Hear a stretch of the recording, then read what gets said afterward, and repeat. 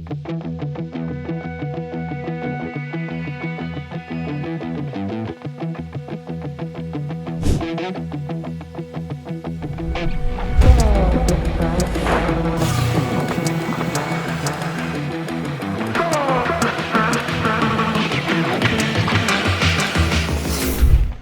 and welcome to autoX. My name is Karan Mathur, and as you can see from the sides behind me, the condition of this motorcycle and the smile on my face, this is not going to be your regular first ride review. I picked up this motorcycle, the Ducati Scrambler, from Bombay about 2 days back, rode all the way to Goa for India Bike Week, and along the way I got to know and learn about this motorcycle. So in this video, I'm going to tell you everything that's good and everything that's not. And I can't wait to get started, neither should you. So let's do it.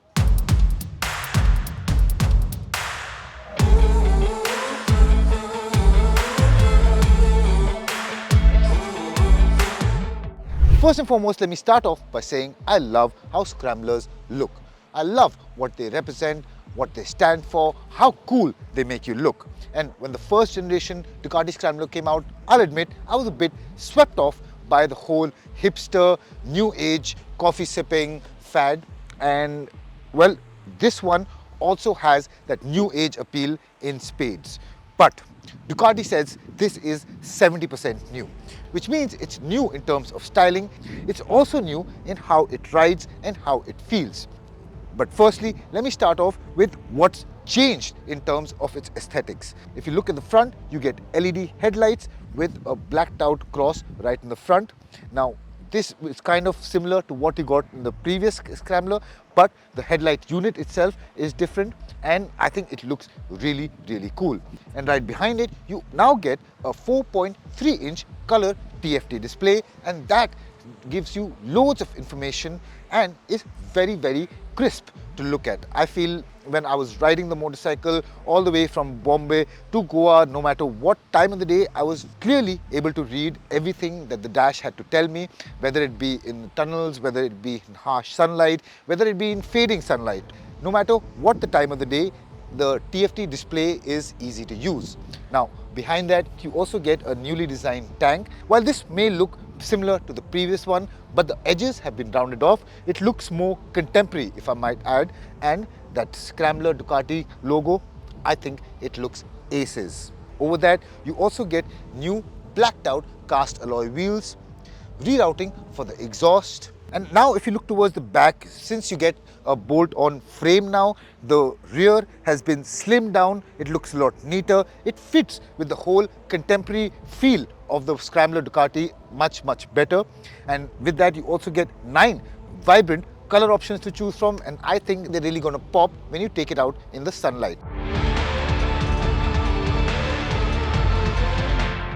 Everybody's going to be looking at you, and I say that from experience. I'm at India Bike Week and there is no dearth of super bikes, but everybody was checking out the Scrambler Ducati or throwing me thumbs up everywhere I went. It is just very, very appealing to the modern generation, and there is something about the Scrambler Ducati. It makes you feel cool, and it is very easy to get swept away by the whole hipster fad that this represents. First impressions will definitely impress you, but once you get on board, it'll keep impressing you. Now, you get a seat height of 795 millimeters, and as you can see, it is not hard to find your footing. Now, for your information, I'm 5'7", and it is absolutely not hard to maneuver this bike in slow speed or parking conditions.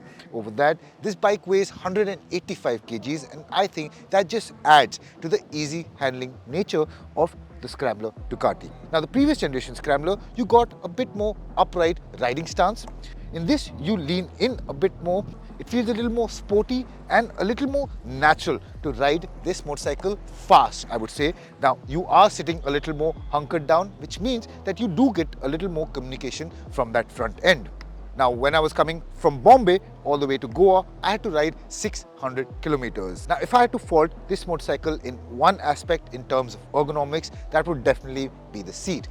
Now, don't get me wrong, it is soft and it's definitely going to leave you a happy camper in terms of city and short riding conditions. But if you have to ride hundreds of kilometers for hours on end, it does tend to bother your backside. Now, with that, if you talk about features, the most prominent change that this motorcycle gets, that is the ride-by-wire throttle. Now that's not just done for the Euro 5 compliance, but it has also brought in multiple adjustability in terms of how you have to ride this motorcycle. You get 2 riding modes, 4 traction modes and 3 power modes, and I'll talk a little more deeply about them when we talk about performance. Overall, this is a comfortable, light and user-friendly motorcycle for those who are looking to buy a motorcycle mostly for city use, but also the occasional weekend getaways. I love the way it looks, I love the way it feels, and it being lighter, a little more taut, that just adds to the charm of the Scrambler. Now, without further ado, let's get to the meat of the matter, which is performance.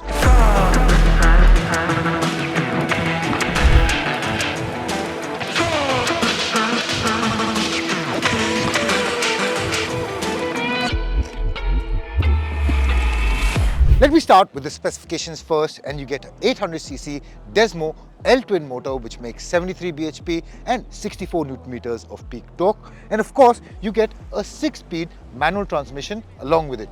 The biggest change which Ducati has brought about with the new Scrambler is the ride-by-wire throttle. Now, not only does that help you get more configurable power, but the throttle response is now crisp and a lot more smoother. Over that, the driveline lash, which was a problem with the previous iteration of the Scrambler, has now been controlled to a large extent.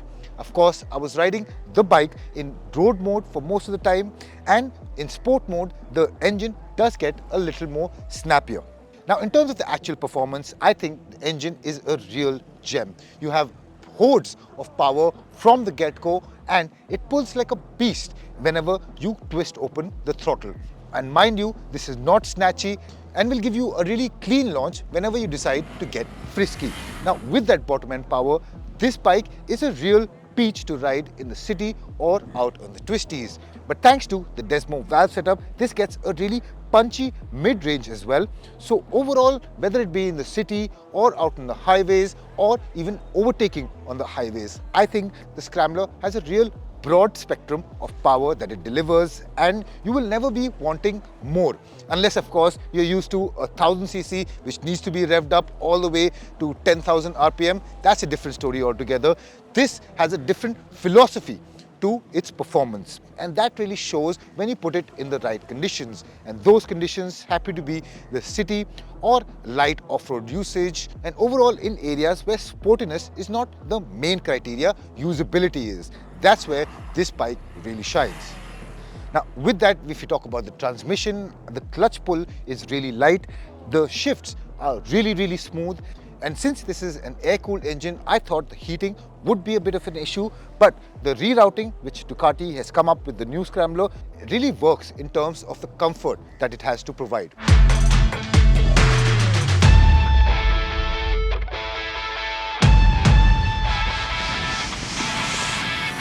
While the engine performance does impress, the handling is really backed up by Ducati DNA. It feels light, it feels nimble, and it definitely feels a lot more agile. It reminds me of what the Scrambler stands for and why I loved the first gen Scrambler in the first place. As I mentioned, this bike is light, and with the improved ergonomics, it helps you lean in more, thus giving you a little more control over its handling. You also get lighter alloy wheels which help in the overall balance. And if you talk about the suspension, I think they've done a fine job in terms of the balance it provides, whether it be on-road, over bumpy terrain, loose gravel, and anything you want to do what a Scrambler should. Now, another benefit which the Scrambler gets are the Pirelli MT tires, and I think they do a fine job whether it be on-road or through loose gravel.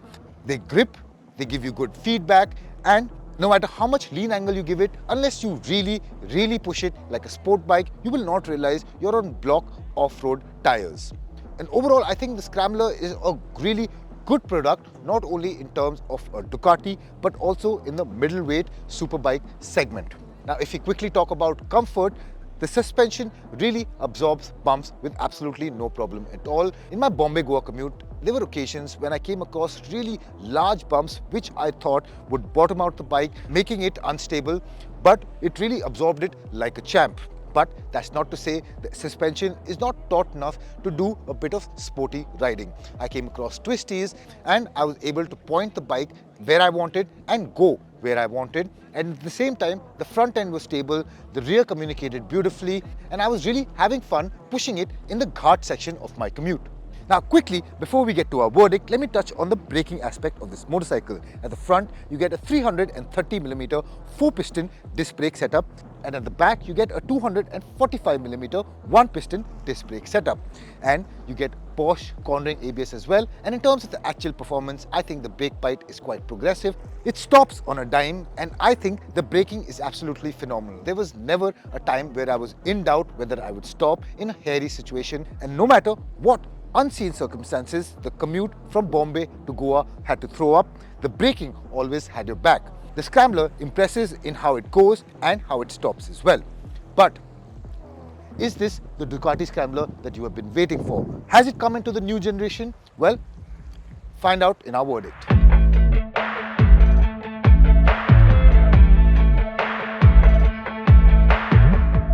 And the answer to that question is a resounding yes. We absolutely loved what the old Scrambler stood for and how it performed, and the new one has really taken up the game a few notches in terms of how it looks, how it rides, and how it makes you feel.